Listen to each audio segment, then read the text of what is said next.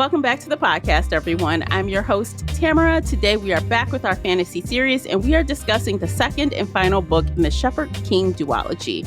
If you would like to see this in video format without ad breaks, you'll need to head on over to Patreon and sign up. We also have after shows available on Patreon and Spreaker. After shows and exclusive audio-only content are available on the Spreaker app, so sign up as a supporter to gain access. Don't forget, you can also join me and my two co-hosts over on the Book Club's app for even more bookish chats. Please subscribe and like the podcast wherever you're listening. If you'd like to reach out to me, you can find me pretty much everywhere at Shelf Addiction. I'm still on X officially, but I've removed the app, so I'm done with that. Don't try to reach me there. Random stuff might auto-populate there, but it's not really me. So not there. Okay, joining me today is feature co-host Casey from Heartful of Ink. Welcome back, Casey. Hello. I am excited to be here. I'm not excited about the book. Hey. It's going to be a rough one, guys. It's hold on to your butts. That's all I can say. I actually had to, I'll tell you in a minute. Tell everyone where they can find you online. You can find me on Facebook at Heartful of Ink, on Instagram at Casey_Heartful of Ink, or at my website, heartfulofink.com. And yes, I have given up X many years ago, before it became X, and just no, I'm not there. Just no. Yeah, I get just it. No. So before we begin, I'd like to remind you that with book chats, we talk full spoilers. So spoiler alert, you have been warned. Today we are discussing Two Twisted Crowns, written by Rachel Gillick. The audiobook is narrated by Lisa Corda de Leon, published on October 17th, 2023 by Orbit. The paperback is 437 pages. The unabridged audio is 14 hours and 12 minutes. Casey, would you kindly read the synopsis? Yes, I will. Gripped by a tyrant king and in the thrall of dark magic, the kingdom is in peril. Elspeth and Raven have gathered most of the 12 Providence cards, but the last and most important ones remain to be found, the Twin Alders.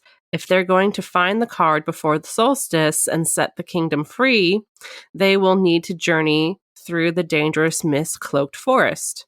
The only one who can lead them through is the monster that shares Elspeth's head, the Nightmare, and he's no longer eager to share, or he's not eager to share any longer. No. That's my reaction. That was a really short synopsis for this long ass book, which is longer than the last book, and it didn't need to be. No. Which in turn is like one of the things I disliked was the length. And in turn, the audiobook, I listened to this one on audio. It turned it into, we went from 12 hours to 14 hours. Jesus. And let me tell you a little something. I listened to this on Spotify of all places because I have a membership and I have 15 hours a month. Yeah. But because I have to keep rewinding on certain parts, and all this bullshit, I ran out of time with like 15 minutes left. I'm like, motherfucker. This bitch almost didn't get finished. But then there was something else I wanted to read. So I just went ahead and spent a little bit of money and topped off some minutes. So because if it wasn't that I had something else on there to read, I wouldn't have finished this book because I ran out of time on Spotify. I love you so much. It almost didn't happen. And it almost didn't happen. That was this morning. I'm like, fuck this book. It's not getting done. And on my drive home, I'm like, oh wait, there's one more thing on here I need to do. And my minutes don't top up for 11 more days. So I said, okay, you got me this time, Spotify. You got me this time, but we done after this. So note to self, I will never listen to an audiobook longer than the minutes that I have allowed, or if it comes too close, like I probably would never read or listen to another audiobook that's over 14 hours. Oh God, no. Because not if you need to rewind it. Yeah, so I'll give myself an hour of cushion. So if it's over 14 hours of listening, not on Spotify. That's a no, hard no. So I ain't buying no more minutes. That's crazy. So Yeah, that's no, that is crazy. Oh my God. yeah. So Yeah. So yeah, it almost didn't get done. So there's that. Yeah, Okay. no, I was speed reading the last hour, and then I texted you that I was going to be late because I still had to fucking finish it because it would not end. It would not It would end. not end. It just kept going and going and going, and I was like, "This has got to be the end." And then, nope, there was more. There's more. There, too much more. There was way There more did- than it It was needed to be. unnecessary. It was just. It was painful. It was very painful. So I'm sorry, y'all. I picked this stuff based on the strength of book talk. You know how we like to do some book talk stuff. And I was really feeling the vibes because, you know, fall was upon us. We were right at the end of the summer. I said, oh, dark, creepy vibes. And I thought it would be, you know, all this stuff, and it didn't deliver that. So I'm so sad I did this to myself and to Casey and to all of y'all that were forced to read this along with us. Okay, so back last month in book club, we were accused of being too mean with book 1, and I'm afraid we're going to get way meaner with book 2. So for Trinette, this is for you, Trinette. I want to say some nice things before we get too mean. And then like you can listen to the nice things and then you can stop the episode. Oh, girl, look, I have 5 things that I like just for you. I wrote them down, girl. So I don't want you to think that we don't. Yeah, I don't want to be too hard, but I gotta be honest. We gotta be honest. But so, for Trinette, we will try to be nice. Love you. Yes, love you, Trinette. Okay. High level. I know we kind of said, but what'd you think when you closed the book? Thank God it's over. Okay. Finally. Okay. Also, there was that one line in the epilogue where she's like, I've changed. And my thought was, how can you change when you're living in somebody else's memories? Like, yeah. There was no option for her to have character growth because she was trapped inside another man's mind, inside of her own mind, reliving all of his memories, but somehow now her entire personality has changed. I am confused about that part. Yeah, no, that did not make sense. That was the last line of the book where I was like, okay, I give up now. Like, this is the epilogue. I'm limping through this. I give up. Yeah, I actually was satisfied that Raven and what's her name, Elspeth, did not like get married or some dumb shit. I was happy. They're going to. I thought that's where that was leading, where they're like, let's be kissy and we've both changed and we're both giggly and happy. And I don't know. They can skip off into the forest for now, but yeah. I just am glad we didn't have some stupid double wedding or some dumb shit. Like that would have been that would have been not good. So I was like, okay, I guess. Which I guess leads me into the first thing I did like. Okay. So the first thing I did like, I actually liked and Ione together. Yes.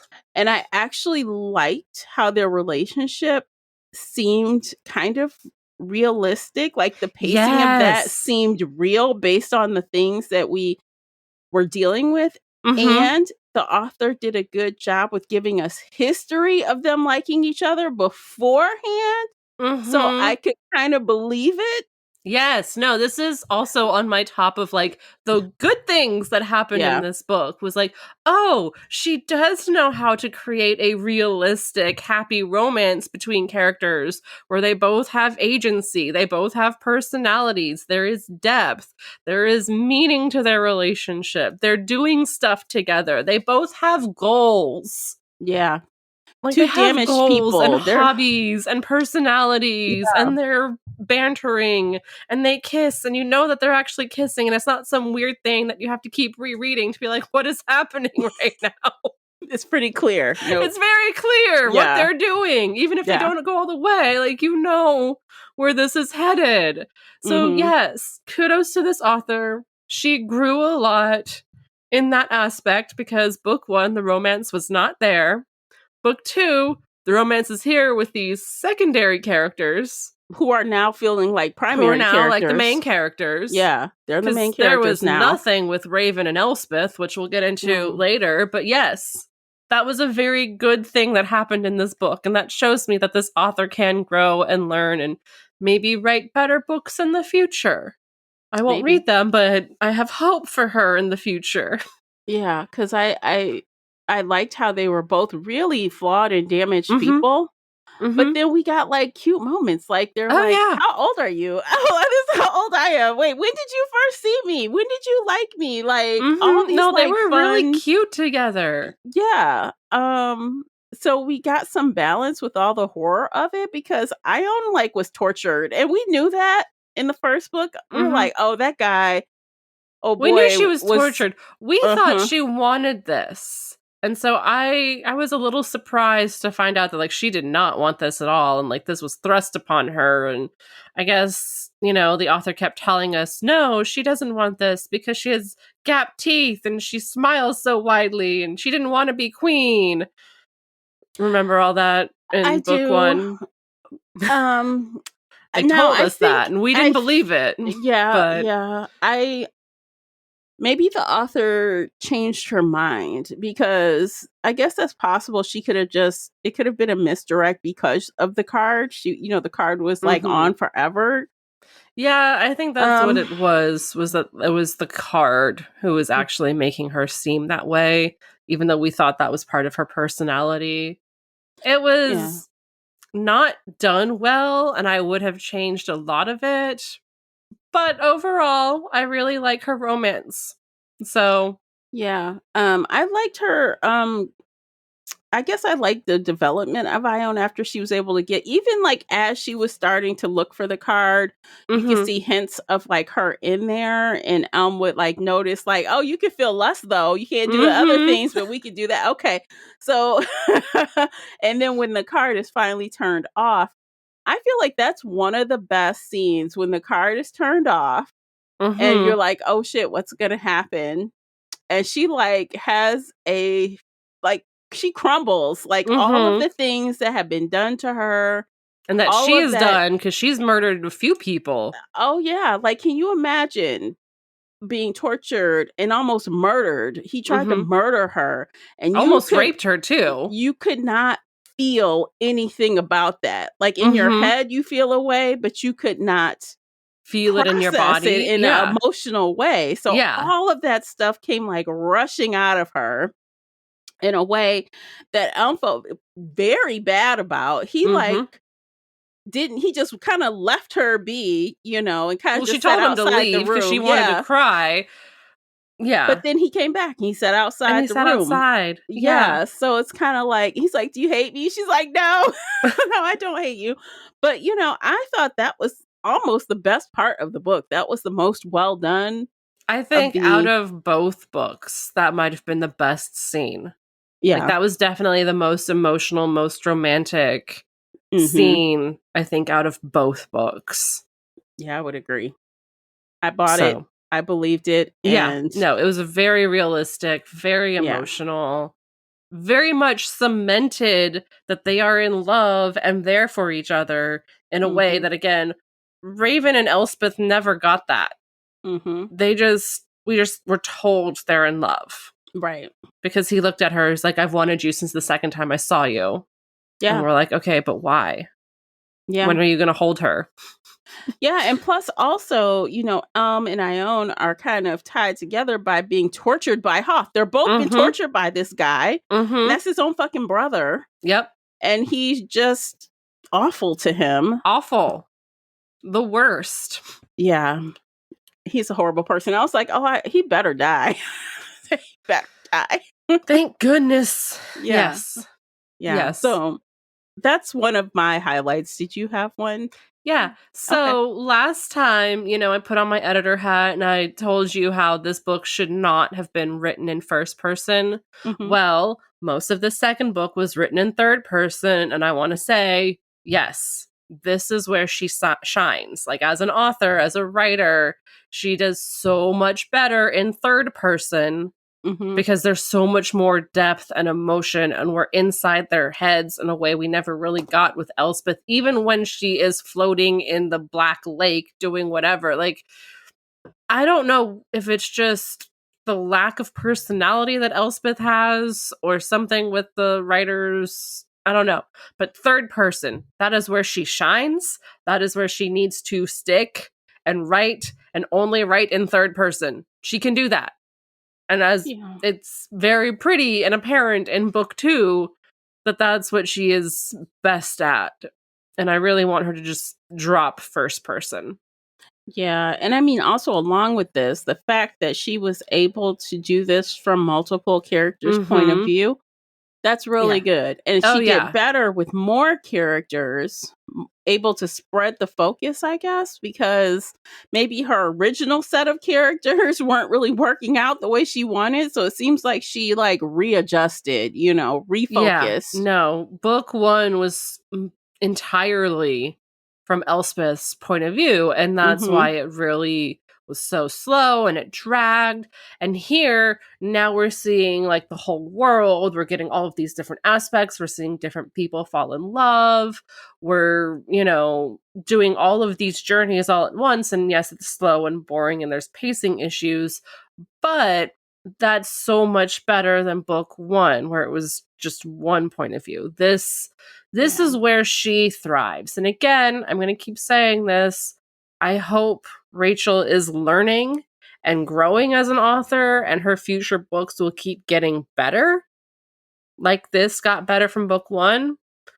But well, let me add a critique to that. While I enjoyed the flip, the rotating of perspectives, I don't understand why the audiobook treatment wasn't treated in the same manner. So, for example, it's the same narrator as last time, which is ultimately fine, but they needed a male narrator. Yeah. We needed a second narrator. Yes.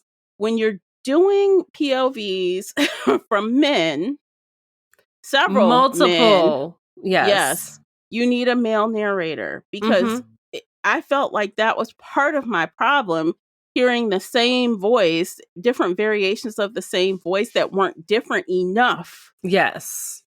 And that would be so confusing. The audiobook producer, whoever made the decision on that, they could have kept the narrator from before and added a man. That's what they should have done. Yes. I didn't listen to it, but I agree fully. Because, I would say more than 70% of this book is from male point of view between Raven and Elm.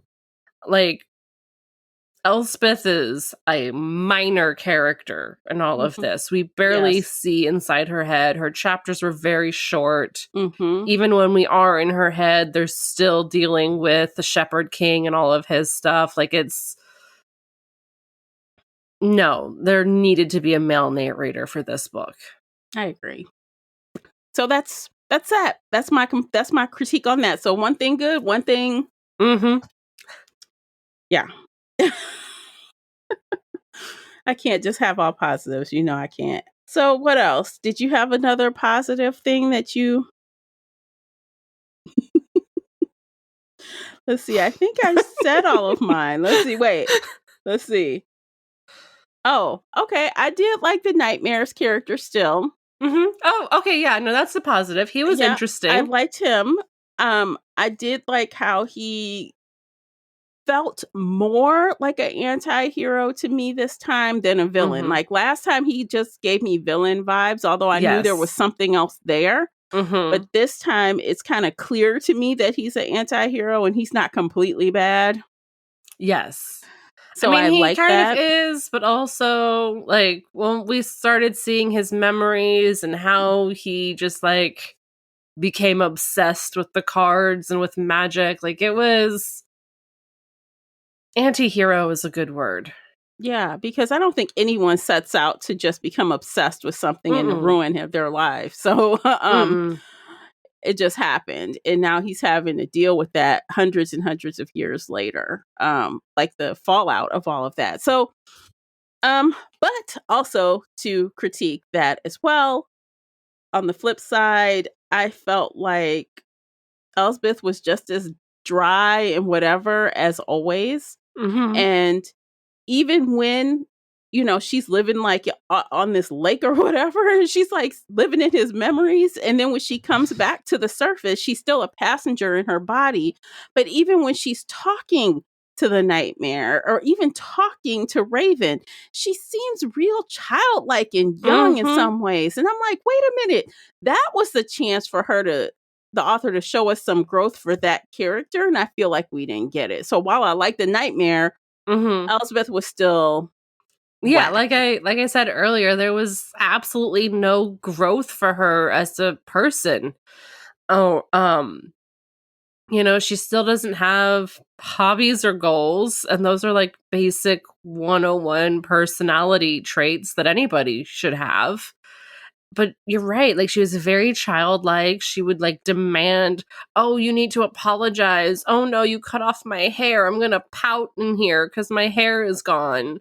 And everything she said, everything she did was very childlike is a good word for it. It was very 13, preteen. 13. Yeah, preteen. Yeah.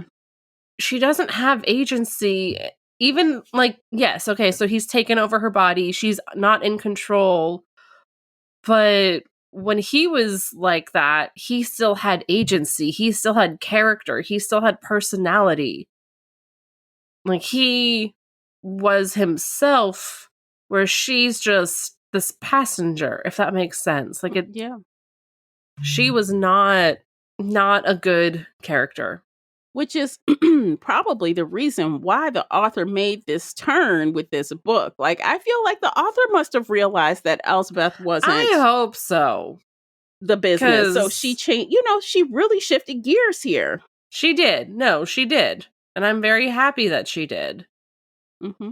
But I don't know. also, I don't know.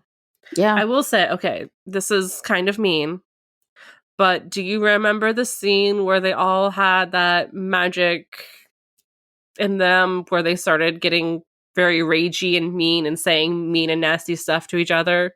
Hmm. That is one of my favorite lines in this entire book. Is it? is the king talking to Raven, and he goes, "You are without a doubt the greatest disappointment in 500 years, Raven. You. Every time I glance your way, I find myself wishing I'd spent another century in the dark, that I'd spared myself the agony of your stony, witless incompetency." Jeez. I stopped. I highlighted that. I was like, this moment right here. At least she's calling him out because that is accurate. Yeah, so the author is aware of how trashy some of these characters are. They're not great. Yeah, no, the whole scene was everybody ripping everybody to shreds. And I was like, but this line, this That needs to be highlighted. This is perfection. chef's Thank you kiss. for calling him out in a way that I really want to. Yeah, that's perfect description of him, honestly. He's just Yeah, no, he's so incompetent. He's yeah. so terrible. They kept going on, "Oh, you have 3 names. Oh, who are you? The I huntsman couldn't or really the figure out the beast?" name. Yeah, and then he had the name of his eldest son. Mhm. I'm like, what Because was they're that actually exactly? related. Yeah, but I wish, and this is the thing, I could only rewind so much. I couldn't go Mhm. back to try to sort this out. And so it wasn't a crystal clear aha moment for me. It was still murky to me. So I'm Oh, sure. it was too obvious for me, Okay. just because she kept talking about the name, and she Yeah. mentioned it over and over again, and then But she the stopped reason was saying the clear. name. The reason was Oh, obvious. Like how the connection happened was obvious. the connection, it actually so last time, remember when we kind of theorized that, like, what if the U's are related and this is his descendants, and that's why they're like cousins to the king and not the actual king. Mm-hmm. That's true, and that's why it worked. And I was, had that in my head the whole time because we talked about it on the podcast last month. So that's why it was obvious to me. But I understand kind of forgetting that because it was just I wasn't weird. Okay, so let me put it this way. I wasn't surprised or shocked, but I just didn't understand. Or, I feel like, okay, I read a lot of thrillers and mysteries and things with a lot of twist. When I get a twist and I realize all the things connect for me, and I'm like, oh yeah, that's what was missing. I'm not saying like I was shocked by the revelation. It was the stuff, how it works in the background. I was fuzzy on still. Rachel needs to work on her foreshadowing. Yeah. She really needs to work on foreshadowing and build up and letting readers kind of make these connections and be surprised. I don't know. Like you're right. It did not work. And I said, no shit when I read that and just skipped to the next page. I was not shocked, but yeah. Everything, it was so like everything we knew or everything we guessed came true because we guessed it. And it's one of those things where you need to really work on building more suspense and more surprises for the readers without I don't know. It's still very early on in her career. And yeah. I think you're giving her a lot of grace with that because honestly, there are brand new authors that knock it out the park immediately.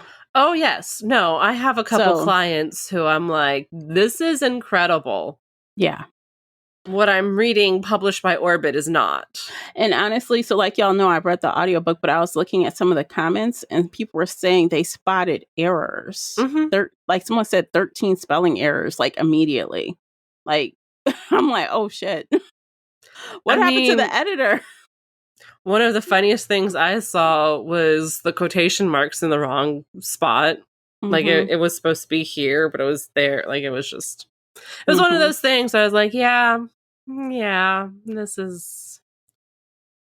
I mean, human error happens. People miss editorial typos and stuff, and every single book you'll ever read will have a typo in it. Like that's just. Yeah, but not when you get to numbers like 13. I saw that. I'm like, 13? That's a high number, I think, in a newer author's book. So, and I think about this sometimes where you have like prolific authors writing 1 million books. And I think the editors get a little relaxed. They know they have built-in audiences. They know, they're not as tough on the edits as they could be. But when you're brand new, you better dot those I's and cross those T's. Oh yeah, I agree 100%. So, okay, I have one more good thing and then we'll take a break. So here's my final official good thing about this duology. And the cover art. It's spectacular. It is. I was thinking about that on the way to this podcast. Was like, the cover art is amazing. The marketing is really good. Everything people tell me about this book, like it's gothic, it's mysterious, it's romantic, there's this magic in the mist and all of that, like it has all of the right elements. It just, the story does not deliver. Yeah. And that's so disappointing. Like it could have been so good. And I know she has the talent and she can write really, really pretty sentences, but the story itself is just pedantic. And it's not hitting any of those marks for me. Yeah. And that's like so unfortunate because, the whole don't judge a book by its cover. I try not to do that. But if I was perusing, Barnes and Noble and I saw these books, I would gravitate toward them just because of how they look.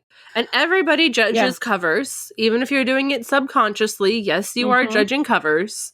Everybody does it for every reason possible. And these covers are stunning. They are stunning. So someone got the assignment right. Unfortunately, the inside didn't really match the outside. No. And that sucks. Yeah, it does suck. It definitely does. So yeah, that's my last official praise for the book. We are going to take a quick break. You guys, by listening to these commercials, you are supporting the podcast. We appreciate you for doing that. And while you are listening, hop on over to Amazon and pick up a copy of the book review journal, available right now. We will be right back. Today's episode is brought to you by the Shelf Addiction merch store. Check out all the bookish t-shirts, notebooks, mugs, and more. Don't miss out on these original designs, perfect for any book nerd. Support the podcast and visit shelfaddiction.com/merch and pick up your next favorite bookish item. Okay, welcome back, guys. The back half of this conversation, we're going to probably do some more complaining, some more bitching. Yeah. And then we'll rate it. And yeah, we'll see how this goes. So now that that's out of the way. Now that the happy stuff. Yeah. Ugh. What's your number one complaint, you think? Do you have a number one complaint? The whole story? Okay. Okay. Like, I'm trying to be nice in my mind, but honestly, like, I don't know. Maybe this should have ended with book 1. Yeah. Okay. So for me, yeah, I understand that. The plot wasn't great. No, it deviated so hard from the first book. It was like a different that it's book. like a whole new thing. Yeah. Like half the book is Elm and Ione falling in love at the castle, which is cute and great and all, and I love them. Mm-hmm. But what about the cards? What about the infected people? What about all this other stuff? Yeah, the other group is walking around in the woods, finding the realm of people who are infected living in the mist like we guessed would happen. But say that. I said there are people just out there. Yes, you did. And then lo and behold, we have people just living out there.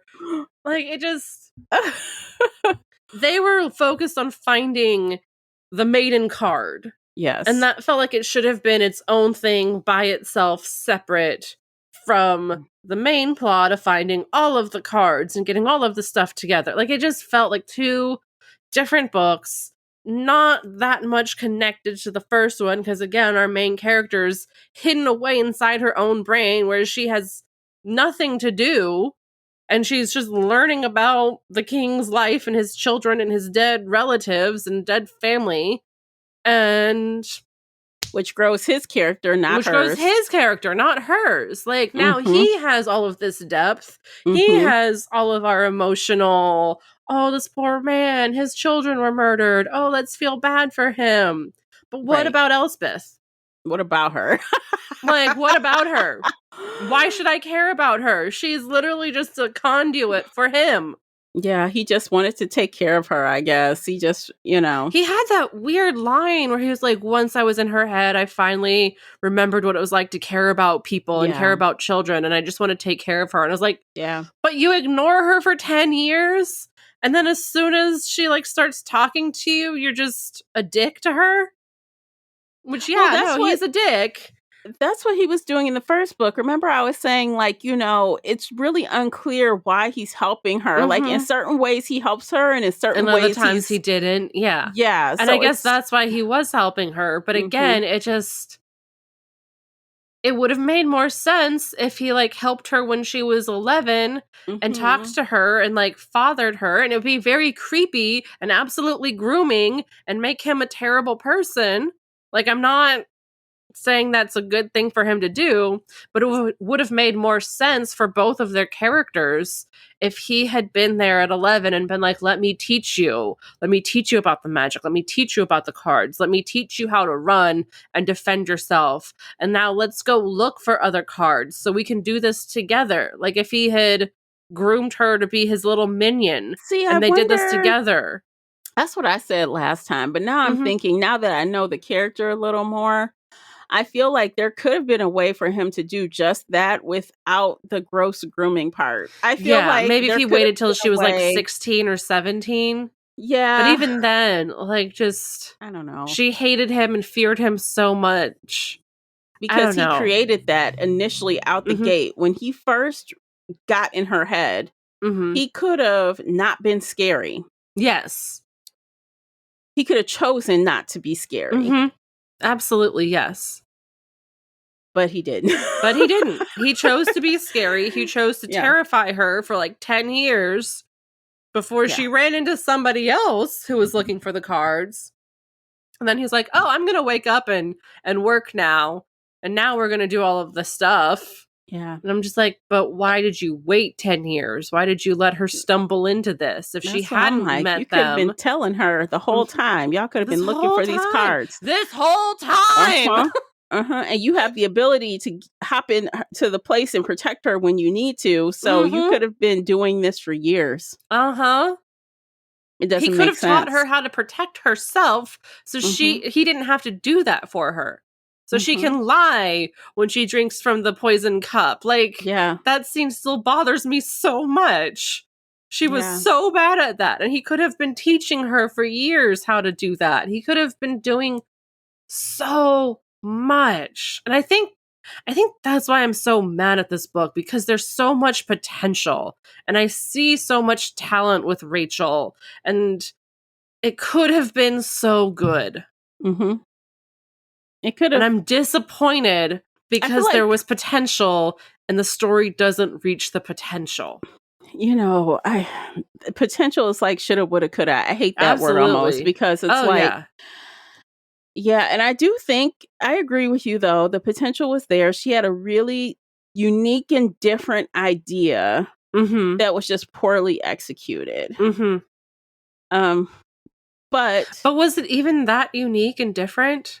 Well, the cards were different. I haven't read that before. We read the tarot cards with Kresley Cole. Oh, shit. But that was a little different, though. That's tarot cards, so it is a little different. But, like, we have read about magical cards.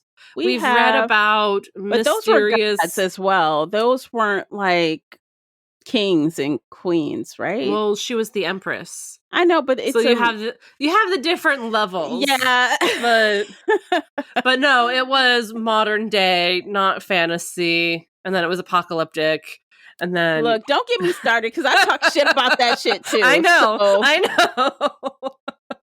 Which I never did finish. I still want to finish that. We need to finish that. Maybe let's talk. Let's talk. Because I need to finish that for once and for all, so we can see what happens. The pacing of this book was trash, just like the pacing of the first one. Slow. I will say the pacing is slightly better than the first one, but it is snail slow. I didn't think it got better until after... I think it was after Ione was able to undo the card. She was able to triple tap the card. To me, the thing kind of picked up a little bit after that. Yes. But I think that was the mark in the same, like, this is the mark where I could tell the pacing changed for me. But that was quite a ways into the book. Oh, past 50%, I think. Probably closer to like 60 or 70%. Yeah. Like, it was near the end when she finally fixed herself. Yeah. You guys, when I started this book on Wednesday, today is Sunday, and I finished today. And that was by sheer will to get it done. Willpower, yes. I started this and was like, Wednesday came and I'm like, I have to read this book. God damn it. So I'm like, okay. So I started, and it was just like not fun. I'm on my morning walks listening. I'm like, so I take long walks. So I was out like listening to like an hour and 20 minutes clips at a time in the morning. And then I'm like, shit, this is going too slow. I had to speed it up to 2x. Oh, geez. And then I'm like, okay, well, I guess I could, play this game, this Candy Crush game, and listen. I guess I could do this and do that. And it just was, I forced myself to get this done in time. It was an effort. It was so hard to finish on time, and I barely made it.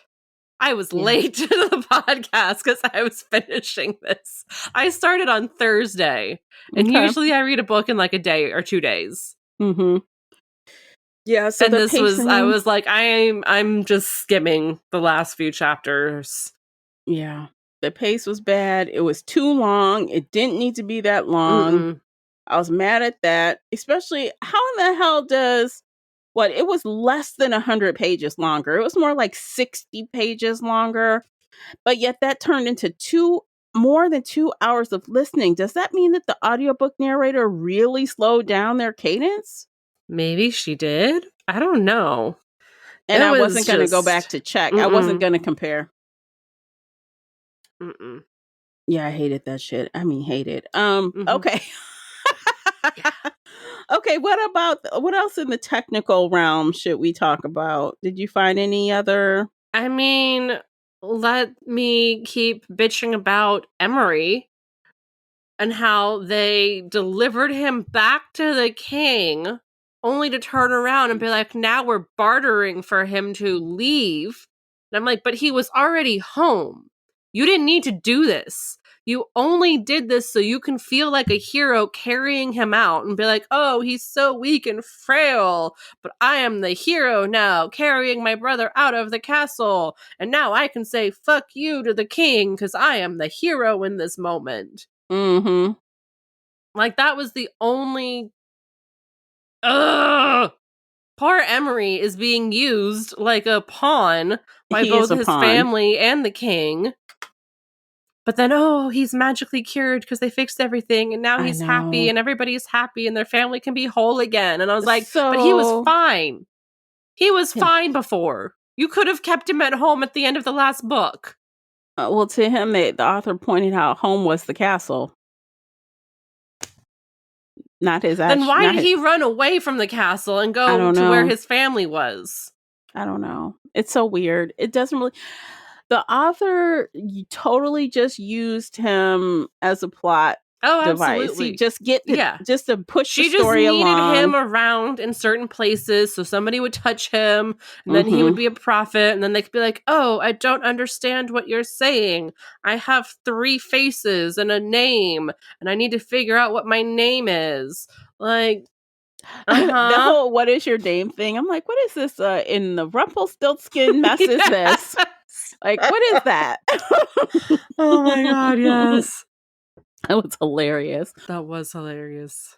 So now there's a new card that has all of the other cards kind of melded into it. Mm-hmm. A 13th card. And this card just heals everyone who wants to be healed. Except... Elspeth cannot touch the card because if she does, everything will be undone. Right? That's what he said, right? Yeah. She can't touch it because all that went into it will be absorbed by her. So that's something that I don't think the author ever really cleared up. Mm-hmm. Was that, is she actually absorbing the power, or is she just absorbing his soul? Because I thought it was just the soul that she was taking, because the card still worked. People could still use that card. The card was not destroyed when she touched it and took his soul. Right. So is this just a giant plot hole again for the entire fucking series? Yes. Yes, it is. And then there was another thing where what's-his-face ripped a card. Yeah. And I'm like, wait a minute. They're not supposed to break. But he can break them because lineage and... So the magic, again, same as with the last time, it's just not fully fleshed out. I want to understand. Go ahead. Dependent on the author's mood in the chapter, I feel like. She's like, I need the magic to do this, so I'm going to say this is possible because magic. But I'm also going to say this is possible because magic, and it's counterintuitive and doesn't really fit together, but magic. Just magic. Just accept it. Just accept it. Yes, it's all magic. And let me just say, I am not 100% opposed to just accepting things if I love everything else. Yes. But when I'm criticizing everything else, at least make the magic make sense. Mm-hmm. That's the least you can do for me. Mm-hmm. If you have magic, magic has rules. There are some things magic can do. There's some things magic can't do. And you need to follow the rules.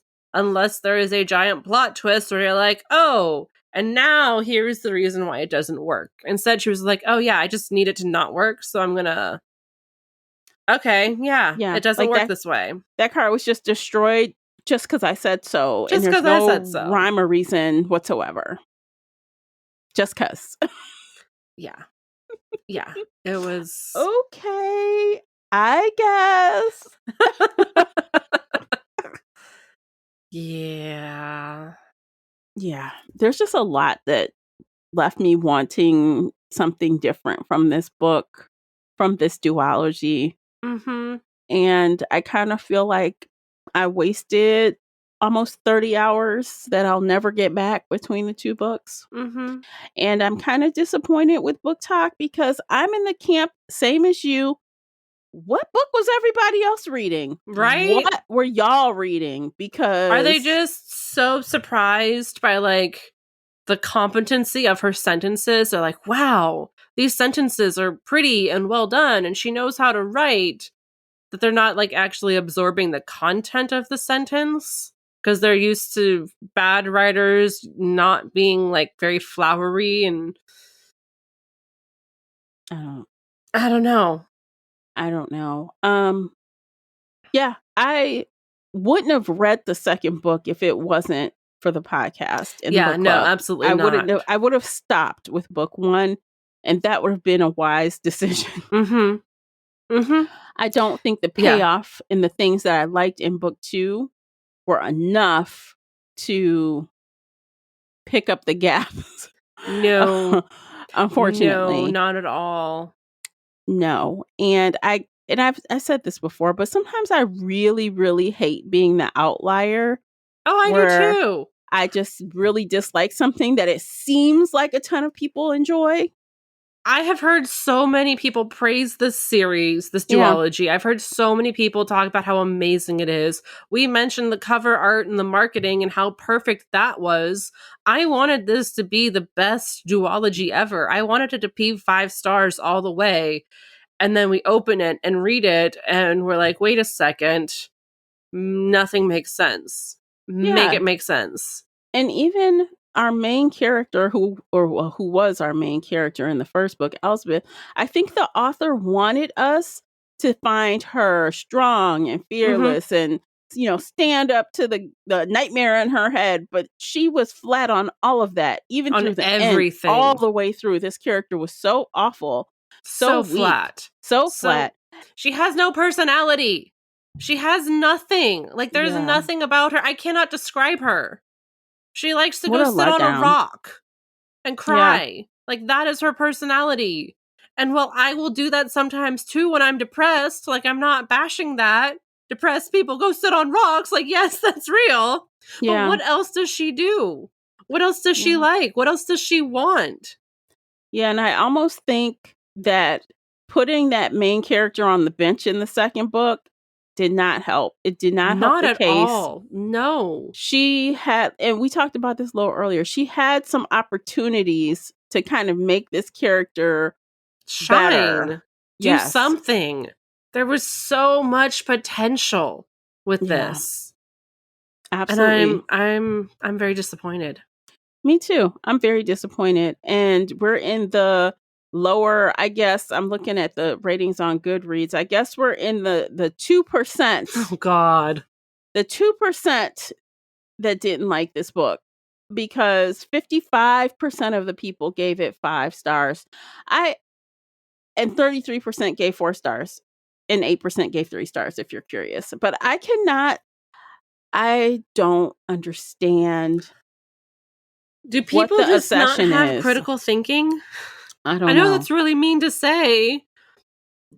I don't know. Like we pointed out with the magic, it make sense. If somebody can sit down and explain it to me in a way that I'm like, oh, okay, now I understand. But also, why wasn't it explained this well in the book? Yeah. And maybe again, it's because, we're older readers. We're not 20-year-olds, We've been around the 16-year-olds. bend. We've read Yeah. thousands of books. So We know, maybe, okay, this is good writing, but the story is shit. yeah. And I think maybe, and I wish I could see some demographics of the 5 stars. I really would. If there are a bunch of 18-year-olds, back in the day when you started reading this stuff, everything was great. Back in the day, I gave a lot of 5 stars to bad books. Yeah. So I'm thinking, is this a case of that? Maybe. Or is it a case of like herd mentality? Everyone that watches TikTok or Book Talk, they're like being fed that it's good, so they just think it's good? Maybe. We can have that conversation about a whole lot of authors and a whole lot of series. Yeah. So yeah, I unfortunately will have to rate this book. Casey, should we go ahead and let's go ahead and do it, because we're just gonna stay mean at this point. So I'm gonna give it a 2 out of 5, and I think I gave the last one 2 out of 5 as well, because it didn't get better. It didn't get worse, but it didn't get better either. So it wasn't the worst thing I ever read in the world. So that's why I got a 2, not a 1. What about you? Same. I gave it 2 stars last time. I'm giving it 2 stars this time. There were some good qualities about this story. She does have a lot of talent, and she can write really pretty sentences. It's just the content of the story is not there. It's not. There's so much potential, and she fell so flat. Casey, I should have took a shot every time you say potential. Yeah. I'd be drunk. You'll be so drunk. Potential. She has so much potential. You are right, though. I feel like she had a good idea.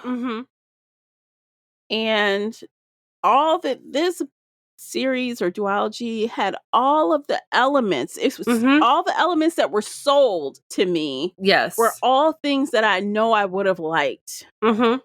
Yes. We had all of the right things. Right. And it just did not come together. Right. And that's why it's 2 stars, is because I'm disappointed that it didn't turn out better. Right. If I could sit down with this author, I'd give her a bottle of wine and be like, all right, babe, let me help you. Let me make this better. Let's work together to fix all of this and make it so much better. So yeah.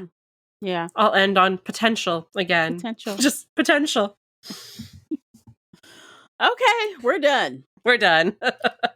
And as of this moment, we don't know what we're reading next. So if you are listening to this on the podcast feed, you should probably join us in other places, because by the time this airs, you'll know what we're reading next, even though we don't know at time of recording. I'm going to pick in the next 10 minutes. Yeah. So if you are listening, like I said, on the feed, it's in your best interest, if you want to read along with us, you want to know what we're reading beforehand, to join us over on the Book Clubs app, or even join us on Patreon, because I do post ahead of time there. So yeah. So you guys, thank you so much for listening to this entire episode. We appreciate you for doing that. If you would like to leave comments on this book and what you thought, guess what? You can do so on Spotify. There's a spot for you to leave comments. Or you can reach out to me in other places, except for X. And we can chat. So yeah, that's it for today. Anything else, Casey? That's it for me. All right, you guys, it's been a good one. Thanks for listening. Take care of yourselves. Bye, guys. Bye, everybody.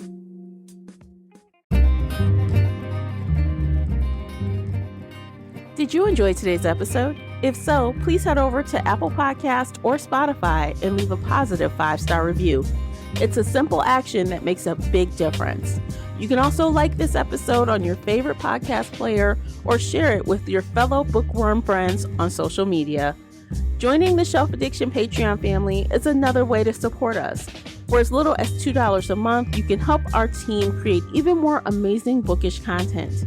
If Patreon isn't your thing, consider becoming a supporter on the Spreaker app for just $5 a month and gain access to exclusive audio-only content. You can find me everywhere, including Instagram, X, and TikTok under the handle Shelf Addiction. Join our book club of the same name on the book club's website and app, where we discuss all things bookish and more in a safe space. The Shelf Addiction podcast is a part of the Nerdy Maven Network.